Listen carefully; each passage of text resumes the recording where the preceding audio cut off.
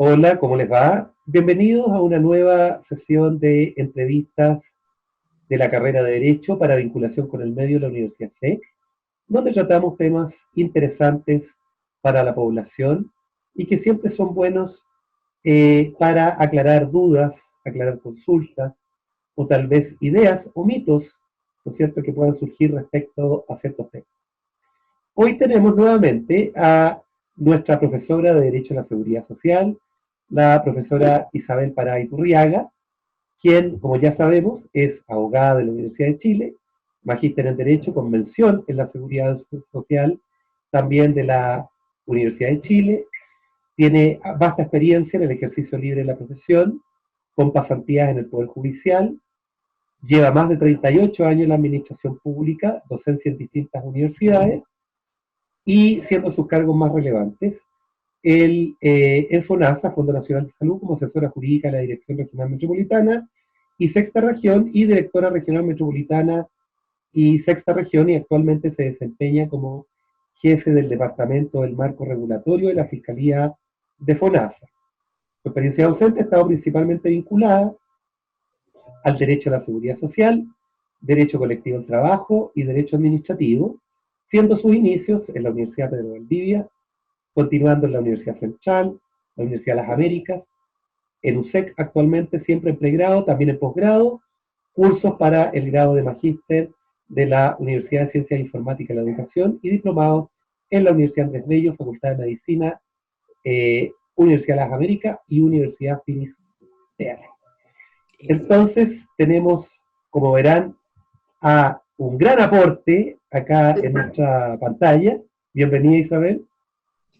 Muchas gracias y con mucho gusto estoy aquí de nuevo. Me encantan estos programas porque se transmite algunas situaciones que es importante de que las personas conozcan. Exactamente, bueno, agradecerte también el tiempo y la disposición para estas cápsulas que van a darse después, ¿no es cierto? Se van a mostrar en la página web de la Universidad SEC, ¿no es cierto? En la parte de vinculación con el medio la pueden encontrar, donde podrán visualizar el video cuantas veces quieran y poder compartir la experiencia con sus amigos, conocidos, familiares, etcétera. Y como buena trabajadora pública y directora, ¿no es cierto?, del marco regulatorio FONASA, nos traes un tema bien, bien interesante y tal vez contingente. Exactamente, se trata del tema GES, de las garantías explícitas en salud de la Ley 19.966. Bien, ¿y en qué consiste este GES, querida Isabel, Garantía Explícita de Salud? Mira, el GES es un instrumento de priorización sanitaria que se hizo a través con la dictación de esta ley, la 19.966, y que se tenía por objeto priorizar los problemas de salud que afectaban a las personas, clasificándolos en los más frecuentes, los más caros, etcétera, y que además, entre otros criterios, que para incluirlos estuviera la capacidad de oferta del sistema sanitario que tuviéramos, tanto público como privado. Oye, Eso Isabel, es el GES. perdón, ya, ¿y cuáles son las garantías que otorga este plan de salud? Exactamente. Porque es un plan de salud, ¿no? ¿Mm? Es un plan de salud. ¿Cómo? Los problemas de salud. Ya. Son garantías que afectan precisamente a las patologías o problemas de salud que se les llama, y son 4. La primera es de acceso, protección financiera, calidad y oportunidad. Ajá. ¿Te la explico inmediatamente? Por favor. Mira, el acceso significa que es la capacidad que tienen las personas, los afiliados, tanto al sistema público como privado, para que se le otorgue verdaderamente la prestación de que se trata. Se le efectúa el diagnóstico, el examen, la cirugía, a eso se trata. La oportunidad es que este tratamiento, esta cirugía, esta prestación de salud se otorgue en un plazo determinado. La calidad significa que sea otorgada esta prestación por prestadores públicos o privados, personas naturales o jurídicas, debidamente acreditado ante la Superintendencia de Salud, de acuerdo más que nada a estándares internacionales. Y finalmente la protección financiera apuntaba a un tema que fue bastante relevante tanto para el Ejecutivo como para el Legislativo de la época, en el sentido de que quería proteger a la persona de que por tener estas enfermedades que son catastróficas, muchas veces catastróficas no solo desde el punto de vista sanitario, sino que además desde el punto de vista económico, no se empobrecieran, no tuvieran que enajenar el patrimonio que hubieran logrado obtener o se endeudaran más allá de lo que podían. Entonces se fijó un techo respecto al pago de lo que tenían que hacer por las prestaciones que se les iban a otorgar. ¿Y cuáles sistemas de salud son los que tienen este beneficio? ¿Alcanza todos los sistemas o solo algunos? No, fíjate que solamente está contemplado hasta el día de hoy, solamente para la gente que es afiliada y beneficiaria de FONASA y los afiliados y beneficiarios de las ISAPRES, quedando fuera entonces todo el sistema de CAPREDENA y de DIPRECA, de las Fuerzas Armadas y de Carabineros. Claro, pero porque Ellos ellos tienen su propio tipo de previsión, digamos. tienen su propio sistema de previsión, pero esto que es una garantía especial no la tienen ellos contemplada, no pueden acceder a este beneficio. ¿Y cómo lo hacen ellos, aprovechándome del pánico, cómo hacen ellos Ellos para cubrir estas enfermedades? ellos lo hacen como una enfermedad cualquiera, no tienen ninguna clasificación especial respecto de ellos, solamente tendrían que copagar o pagar o atenderse de acuerdo a los beneficios económicos que establecen sus respectivos sistemas, ¿no? Perfecto. ¿Y qué enfermedades son las que cubre estas garantías explícitas? Mira, tenemos bastantes enfermedades, al día de hoy son 85. Se partió con 25, si no me equivoco, allá por el año 2005, después subió a 56, después a 79, hasta que llegamos al día de hoy, el año pasado, en realidad el 2019, a 85. Y contempla, te digo, una variada gama que especialmente está orientada a los cánceres, a mucho problema de carácter renal, por ejemplo, todos estos problemas derivados de insuficiencias renales, muchas enfermedades de carácter respiratorio, obstrucciones respiratorias, salud mental en algunos casos, salud oral para los niños de 6 años o para el adulto mayor de 60 años,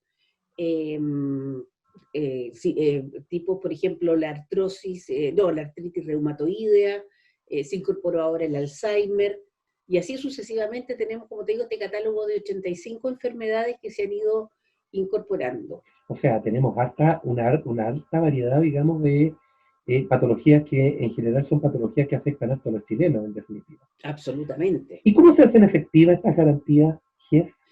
Mira, ahí tenemos que distinguir si tú eres FONASA o si tú eres ISAPRE. Partamos por el más fácil, que es ISAPRE. En el caso de las personas que son ISAPRE, van donde su médico y el médico tiene una sospecha de que la persona está padeciendo, vámonos a una enfermedad que no sea tan trágica, tiene diabetes. Le pide que se haga determinados exámenes para confirmar y se confirma la sospecha. Desde ese minuto, ese médico tratante le va a notificar formalmente a su paciente de que es portador de una patología GES, que la diabetes, tanto como la diabetes y la hipertensión, están también incorporadas. Lo notifica y la persona que es de ISAPRE va a su ISAPRE, se acerca y le dice, mire, estoy notificada, aquí está el formulario firmado por el médico, en el cual me notifica que ya está confirmada esta patología. Y de ahí lo van a derivar a la red de prestadores que tiene la ISAPRE para esa enfermedad. Porque tú, cuando suscribes el contrato con la ISAPRE, firmas tu contrato de las prestaciones, el plan complementario, pero además está un listado, un anexo con las 85 patologías, y para cada una de ellas existe precisamente un prestador asociado. Y o prestador preferente, que también se le llama. Y ese prestador es el que te va a dar todas las garantías para poder atender tu patología, de qué se trata. Eso es en el caso del ISAPRE. ¿Ya? ¿Ya? Ahora bien, si tú eres FONASA, la forma de ingresar es a través de los consultorios de atención primaria. Te quería preguntar eso. Precisamente, entonces tú vas tú te sientes mal, vamos a seguir todavía con la diabetes, entonces el médico general que atiende la atención primaria, en el consultorio al cual tú te inscribiste y que estás obligado a inscribirte como FONASA, y que tiene que ser el de tu domicilio particular o el de tu domicilio laboral a tu propia elección, entonces ese médico ya sospecha, hace los mismos exámenes de rigor y vuelve el paciente con su examen y le dice, mire, lamentablemente usted cumple con todo y acá están los exámenes que dan cuenta que usted está con diabetes. En el fondo hay una confirmación del diagnóstico. Le confirma el diagnóstico, precisamente. Y en ese caso, precisamente, la diabetes se puede tratar a nivel de atención primaria. Si fuese una patología más compleja, pongámonos trágico ahora, en este mismo caso del consultorio de la atención primaria, la persona, el doctor sospecha que tiene alguno de los cánceres que están enlistados y lo que necesita es una biopsia, va a derivar a este paciente al nivel secundario, a un hospital de carácter más complejo para que le hagan la biopsia. Y con la biopsia, precisamente queda confirmado, no vamos a poner más trágico todavía, queda confirmado que la persona padece ese cáncer, pero está en etapa 1. Pongámonos positivo. Está en etapa 1, entonces ahí está confirmado y lo ingresan a un sistema que se llama SIGGES, en el cual le van a ir haciendo el seguimiento de cómo se va a ir cumpliendo su garantía. Y va a haber un plazo en el cual va a iniciar el tratamiento la persona, va a tener que asistir a toda la quimioterapia, radioterapia, de lo que se trate, y andando con el tiempo la persona va a ser dada de alta porque le fue bien, fue pesquisado oportunamente, y después viene el último periodo, que es el seguimiento, para saber y confirmar después de ciertos años de que la persona ya se recuperó totalmente de salud. Pero la vía de ingreso es a través de este consultorio de atención primaria. Por lo tanto, imposible poder elegir, ¿no es cierto?, un centro asistencial, sino que los prestadores están claramente delimitados e identificados. Efectivamente. ¿Y cuáles serían los costos de una enfermedad de este tipo o de las catalogadas como GES? Bueno, ahí también tenemos que distinguir entre si tú eres FONASA o eres ISAPRE. Tú sabes que, no sé si lo conversamos en alguna oportunidad, pero la gente que está afiliada a FONASA se clasifica en tramos de ingreso, según su nivel de ingreso. Entonces tenemos 4 tramos, A, B, C y D. En el caso de los tramos A y B, la persona tiene una cobertura del 100%. Y también las personas que son mayores de 60 años. También tienen cobertura del 100%, así que no tendrían que copagar nada y tienen la atención a través de la red pública. Y en el caso de, si tú eres letra C o D, en el caso de la letra C, tú copagas un 10% de un arancel de referencia GES o un 20% de referencia GES.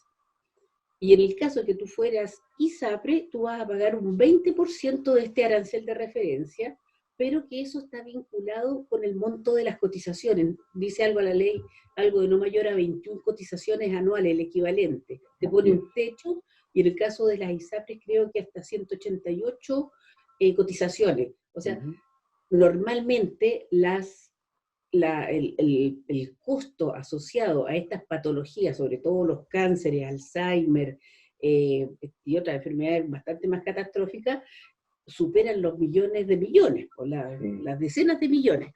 O sea, claramente no cubre completo, digamos. No lo cubre. Entonces con esto ya le pone un techo, porque como te decía el legislador y al Ejecutivo lo que le interesaba era que la persona no se endeudara más allá y tampoco enajenara el patrimonio que había logrado reunir hasta la fecha que se le descubrió su patología. Entonces ahí está la protección financiera, esta es una garantía bastante importante. Oye, Isabel, ¿y qué pasa si, por ejemplo, me detectaron una enfermedad, pero que fue diagnosticada antes de la entrada en vigencia del GES o de antes de ser incorporada una cierta patología al GES?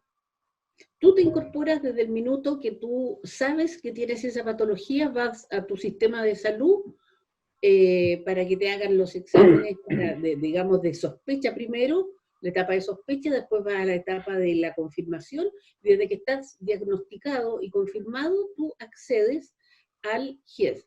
Y lo mismo pasa, por ejemplo, con una pregunta anterior que me hiciste, ¿qué pasaba con la gente que no quería ingresar a la red? Por ejemplo, y ahí también volvemos a distinguir entre FONASA e ISAPRE. Si tú eres ISAPRE y no te gusta el centro asistencial que tu red que tu ISAPRE te tiene determinado. Por ejemplo, tú eres una persona que vive en Vitacura pero en la red, de acuerdo a ese plan, es la clínica, pongamos una clínica bien lejos, la clínica Bicentenario, que queda allá en la Alameda. ¿Ya? No le conviene por ningún motivo.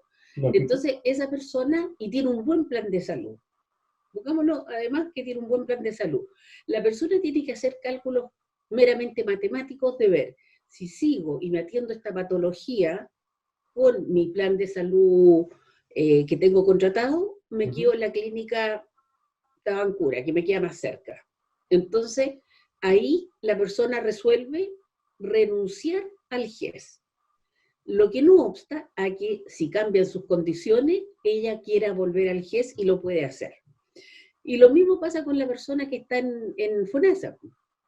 Si la persona no quiere incorporarse a través del consultorio ni aceptar la derivación que le hace su red, también puede optar por seguir atendiéndose en la modalidad de libre elección con prestadores privados que están inscritos en FONASA. Todas estas prestaciones incluyen, por ejemplo, exámenes de medicina preventiva. Ah, qué buena pregunta. Mira, bien, lo que pasa es que la ley GES tiene dos partes. Una, que precisamente es todo este tema de las garantías explícitas en salud y las detalla, las obligaciones, cuáles son las garantías, etcétera, pero también incorporó la medicina preventiva. Entonces, desde que se dictó la ley, las personas tienen derecho, o tenemos derecho en general, de acuerdo al grupo etario al cual uno pertenezca, a hacerse los exámenes una vez al año en forma gratuita, en los centros que nuestra entidad previsional nos determine. ¿Eso es independiente? ¿Eso es independiente de si tú tienes o no una patología? ¿Cómo? ¿Eso es independiente de si tú tienes o no una patología? Independiente, si precisamente la medicina preventiva lo que atiende a que la medicina preventiva atiende a que evites enfermedades futuras, o si es que tienes alguna sea detectada precozmente, de manera de que no avances a una etapa curativa que es mucho más cara. Si la gracia de la medicina preventiva en Chile, que fue muy buena durante el siglo XX, era, y logró erradicar grandes enfermedades bajo la vigencia de la ley, la 6.174 del doctor Cruzcoque, que rigió desde el año 38 hasta el año 85 plenamente, logró erradicar las viruelas, polio, tuberculosis, sífilis, etcétera, grandes males que en realidad llevaban a una condición de salud bastante mala y a la muerte, por supuesto. Entonces, es un muy buen sistema para evitar el encarecimiento de la salud, porque desde el minuto que tú vas a la medicina curativa, ya estás enfermo y ya tienes que incurrir en tratamientos, cirugías, etcétera, que son costosos. Y la medicina está cada día más cara. Cada día está más cara la medicina. Ahora, ¿qué sucede si ISAPRE o FONASA, por ejemplo, no cumplen con las prestaciones, con las garantías? ¿Hay responsabilidades asociadas para ello? Absolutamente. Otro buen punto. Mira, la ley esta, la 19966, se dice que es una ley que precisamente refleja y da cumplimiento al mandato constitucional del derecho a la protección de la salud, que efectivamente se cumple porque además acarrea, y está expresamente señalado en la ley, el incumplimiento acarrea responsabilidad para los que no otorgaron las prestaciones de salud o la otorgaron de manera tardía. Entonces ahí tenemos un grave problema porque cuando tú tienes una prestación que te la tienen que otorgar, por ejemplo, un tratamiento se tiene que iniciar en un plazo máximo de 30 días y llega el día 30 y no te lo otorgan, ¿qué es lo que tiene que hacer la persona? En el caso del FONASA, la persona tiene que presentar un reclamo inmediatamente por cualquiera de los canales de atención que tenga FONASA. Y FONASA tiene un plazo de 48 horas para designarle un segundo prestador, de manera que a la persona en el plazo de 10 días se reagende el tratamiento, la cirugía o el examen de que se trate para que no se dilate esto en el tiempo. Si no se cumple con eso, van a haber sanciones para todos los funcionarios públicos involucrados. Imagino que sí, espero que sí. Ahora, la pregunta del millón. ¿Qué pasó en tiempos de pandemia? ¿Se suspendieron los tratamientos? ¿Se suspendieron las prestaciones? ¿Se suspendieron los plazos? ¿Existen nuevos plazos? Hay consultas que, por ejemplo, se siguen haciendo. ¿Qué pasa en esta época? ¿Cuál es el protocolo de actuación frente a esta pandemia de COVID-19? Ya, mira, al día de hoy está todo plenamente vigente, pero efectivamente ahí debe haber sido como a mitad del mes de marzo, el ministro de Salud, sabiendo y viendo cómo venía esta situación, cómo iban a estar copados los sistemas sanitarios del país, tanto públicos como privados, decidió dictar un decreto de suspensión de las garantías GES de oportunidad respecto de algunas patologías, dejando vigentes otras, que las que quedaron vigentes y nunca hubo suspensión, fueron normalmente los cánceres, porque eso requieren atención continua. Entonces, respecto de otras patologías, sí se suspendieron las garantías, la garantía especialmente la de oportunidad. Y ese plazo está establecido en la ley y esa facultad está establecida en la misma ley, la 19966, en relación al Código Sanitario. Permite suspender la vigencia del decreto GES hasta por un plazo de 30 días. No alcanzamos a llegar a los 30 días. Se levantó esta medida con anterioridad, antes de los 30 días y no se ha vuelto a renovar. Ahora bien, si nos ponemos en la práctica, yo creo que hay muchas garantías que están retrasadas porque precisamente todos los centros asistenciales, todo el personal médico está abocado a tratar los casos de COVID-19.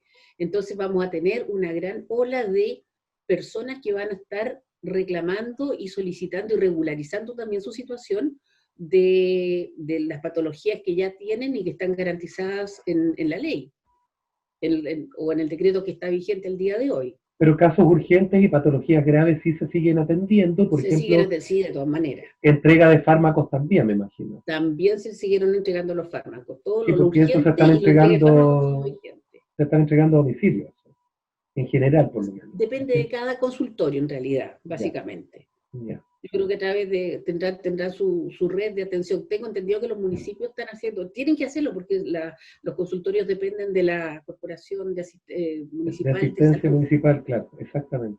De la bueno, corporación de salud municipal. Yo creo que no se nos queda nada en el tintero, salvo que tú quieras hacer algún tipo de resumen, reseña, para finalizar esta cápsula súper interesante, me pareció, muy interesante. Mira, fíjate que lo único que quiero decir, es que tal vez lo debía haber dicho al inicio, es que esta ley se enmarca dentro del proceso de reforma que se inicia ya por el año 2000 en Chile. Y lo que tenía por objeto era que todo el sistema de salud, los expertos, el ejecutivo, digamos, los legisladores, con un acuerdo político transversal, todos estaban de acuerdo en que precisamente se requería una modificación importante en materia de salud. ¿Y sabes por qué? Porque la legislación hasta la época era la legislación propia del siglo XX, que ya había cambiado especialmente el perfil epidemiológico de la población. Ya no nos estábamos muriendo por las cosas o por las enfermedades propias del siglo XX, sino que por unas nuevas enfermedades. Como te decía, la ley del doctor Cruzcoque había sido tan efectiva que había logrado erradicar grandes males, y también había todo el trabajo que hizo el doctor Monkeberg con la desnutrición infantil, también logró erradicar otros tantos, porque la desnutrición también acarreaba otras consecuencias, y nos estábamos enfermando y muriendo por otras cosas. Por ejemplo, Chile es un país que tiene mucho cáncer gástrico, tenemos muchos cánceres, que son bastante catastróficos desde el punto de vista de la salud y económico. Y por otro lado, de la desnutrición infantil pasamos a la obesidad infantil, que también había que empezar a tratarla porque habían niñitos chicos, en realidad, que ya estaban acusando diabetes o hipertensión inclusive, con los consecuentes daños renales y de todo tipo que acarrean estas enfermedades. Entonces, habiendo cambiado este perfil epidemiológico, se tuvo que cambiar la ley, y además había que poner énfasis en cambiar toda la institucionalidad, porque la gente también estaba cansada y aburrida de este problema que teníamos endémico en los consultorios, que tenían que ir a sacar a las 4 de la mañana ahora para ser atendido. Entonces había que también mejorar los sistemas de salud. Y ese fue el sentido que digamos, en ese ambiente fue creada y dictada y aprobada esta ley. Mira, yo creo que las leyes, bueno, los dos como abogados sabemos, ¿no es cierto?, que las leyes van mutando, ¿no es cierto?, conforme a los tiempos, a cómo se van actualizando, ¿no es cierto?, las cosas, los hechos que van sucediendo, etcétera. Y de hecho hay países que tienen como una enfermedad, llamémosla GES, por ejemplo la obesidad, como Estados Unidos. Entonces en Estados Unidos, por ejemplo, ser obeso es realmente una enfermedad y ellos son subsidiados por el Estado y les pagan. Entonces, de hecho, en general yo, las veces que he estado allá, me he dado cuenta que ellos como que aprovechan un poco esa instancia porque igual el Estado les paga. Y como que viven de eso, entonces como que les conviene ser gorditos. Sí, Cosa que aquí es muy difícil que vaya a poder suceder, pero allá está todo sí. hecho, digamos, para ellos. Pero No, bueno, pues de hecho se está pidiendo que toda esta operación bariátrica para bajar de peso sea incluida. No, yo creo que todavía no hay capacidad económica, menos después de esta pandemia, pero no es mala idea porque efectivamente el hecho de que la gente se opere, haga esta operación, le elimina al tiro el riesgo de diabetes y de hipertensión. siempre y cuando no Entonces, sea con fines estéticos. siempre, lógico, de todas maneras, por eso tiene que cumplir ciertos rangos de gordura, Claro, de masa del IMS que le llaman. exacto. IMC. Lo que uno se mide cuando va al gimnasio, la grasa. Exactamente. Pero bueno, Isabel, me ha parecido una entrevista genial, estupenda, la encontré genial. La verdad que esta me entretuve más que las anteriores, ¿eh? No Ah, quiere qué decir que bueno. las anteriores hayan sido malas, no. Pero esta fue Ya. súper entretenida. Así que hoy te agradezco mucho, Isabel, tu buena disposición y exponernos este tema tan interesante que para la gente también sigue siendo un tema contingente y un tema que tienen que saber y tienen que escuchar y tienen que ver, digamos, y Sí, escuchar de un experto cómo se mueve este sistema, este mundo del GES, y más especialmente viniendo de una persona que trabaja derechamente en FONASA y abogado y académica de nuestra universidad. sí, y te quiero aprovechar una recomendación, dado que esta es una cápsula que está vinculada con el medio. Mucha gente no sabe que tiene una patología, que tiene esta protección, todo este tipo de la protección financiera, la calidad, etcétera, que sería bueno que revisaran los portales del FONASA, del Ministerio de Salud, de la Superintendencia de Salud, porque ahí hay una muy buena información y se pueden dar cuenta de si en ese listado largo de 85 patologías se encuentra lamentablemente la que está padeciendo y cuáles son los beneficios que le podría acarrear poder incorporarse. Un muy buen consejo. ¿Hay página de GES exclusivamente o no? ¿Sabes tú? Sí, dentro de, tú pon GES y te va a desplegar la Superintendencia de Salud o el FONASA o el Ministerio de Sí, Salud. me da la impresión que está asociada a la Superintendencia de Salud, pero es un muy buen consejo para toda la gente que nos puede ver y escuchar, ¿no es cierto? El hecho de ir a las páginas, buscar GES en Google y les va a desplegar dónde pueden encontrar todas estas patologías Sí, y no, fíjate poder que no solo saber a está, ciencia cierta si la padecen o no. sí, están en los tres portales de estas entidades públicas y también las ISAPRES lo tienen, para la gente que es del mundo de las ISAPRES. Ah, buenísimo, Así que buenísimo. Bueno, también tienen Isabel, ese acceso. nada más que agradecerte nuevamente tu disposición, tu presencia, tu tiempo y nos veremos en una próxima oportunidad en otra No, cápsula tan interesante como esta. Isabel, tus palabras del cierre.